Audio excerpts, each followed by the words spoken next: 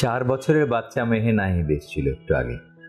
চোখ ভর্তি অশ্রু জল বা চোখের জল, কাঁদছে। দুটো কারণ, একটা হচ্ছে খিদায় কাঁদছে, মানে ক্ষুধা লেগেছে, সকাল থেকে না খেয়ে আছে, কারণ ছোট্ট একটা অপারেশন তার লাগবে। আর একটা হচ্ছে ভয়ে কাঁদছে। ডাবল জে স্টেন্ট, ডাক্তাররা সংক্ষেপে বলে ডিজে স্টেন্ট। এই ডিজে স্টেন্টটা 1 মাস পরে আমরা বের করে দিই প্রস্রাবের রাস্তা দিয়ে, আর পেট ফুটো করাও লাগে না, কোথাও কাটা ছিঁড়াও লাগে না। আবারও পাথর হতে পারে। কাজেই প্রত্যেকটা বাবা মায়ের উচিত এই সন্তানকে প্রতি বছরের জন্মদিন করার আগে একবার অন্তত পরীক্ষা করে দেখা যে পাথরটা আবার হয়নি তো।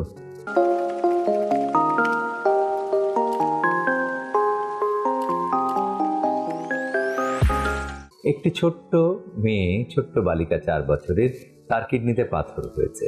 কিডনির পাথর অজ্ঞান করে আমরা তার পিছন দিকে ছিদ্র করে, মানে পিঠের দিকে ছিদ্র করে বের করে দিয়েছি। আজকে তার স্টেন্ট খোলার দিন।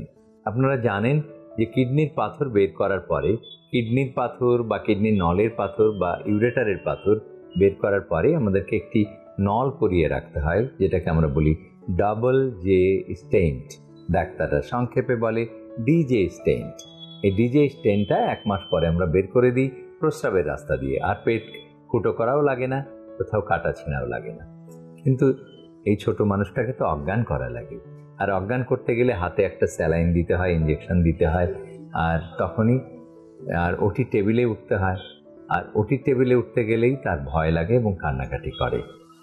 অনেক মাই এটা নিয়ে ভয়ে হয়তো আসতে চান না, যে ছোট বাচ্চার অপারেশন, এই বলে সে বাড়িতে নানান রকম চেষ্টা করতে থাকে।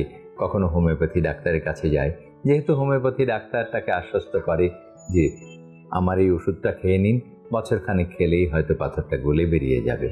সেই বিশ্বাসে সে হোমিওপ্যাথি ডাক্তারের কাছে যায়, কারণ সেক্ষেত্রে তো বাচ্চাটা কাঁদে না, ভয়ও পায় না। কিন্তু যখনই আমাদের এই ড্রেসটা দেখে, মাথায় টুপি, গায়ে আলাদা রকমের কাপড়, মুখে একটা কাপড় বাঁধা, তখন তার ভয় লাগে। এই ভয়টা কাটানোর দায়িত্ব ডাক্তার এবং মা একসাথে, দুজনে মিলে। আমি যদি বাচ্চাটার মায়ের মতো বা বাবার মতো হতে পারতাম, তাহলে হয়তো তার ভয় লাগতো না, কিন্তু সেই দূরত্বটা থেকেই যায়।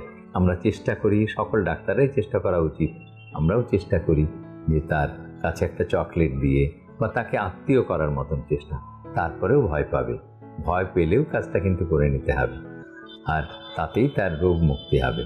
এই পাথর বের করার পরে ছোট্ট শিশুটির বাকি অনেকটা লম্বা দীর্ঘ জীবন তাকে পাড়ি দিতে হবে, আবারও পাথর হতে পারে। কাজেই প্রত্যেকটা বাবা মায়ের উচিত এই সন্তানকে প্রতি বছরের জন্মদিন করার আগে একবার অন্তত পরীক্ষা করে দেখা যে পাথরটা আবার হয়নি তো। পাথর যদি না হয়, তবেই বলবো আমরা শুভ জন্মদিন নাহিদ। নিয়মিত স্বাস্থ্য বিষয়ক পরামর্শ পেতে আমাদের চ্যানেলটি সাবস্ক্রাইব করুন এবং বেশি বেশি লাইক ও শেয়ারের মাধ্যমে সবাইকে আমাদের সাথে সংযুক্ত হওয়ার সুযোগ করে দিন।